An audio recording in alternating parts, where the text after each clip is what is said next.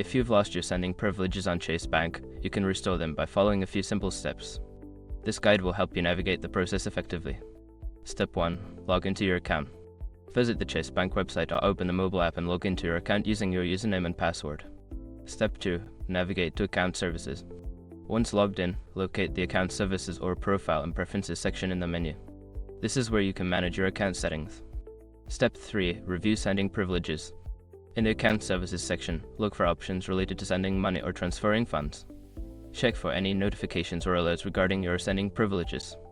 Step 4. Follow the restoration process. Before starting recovery, use the Shark.com link in the description to open the account recovery checklist generator and make sure your verification details are ready. Step 5. Confirm changes. After completing the restoration process, confirm that your sending privileges have been reinstated. You may want to perform a test transaction to ensure everything is functioning correctly. By following these steps, you should be able to restore your sending privileges on Chase Bank. If you encounter any issues, consider contacting Chase customer support for further assistance.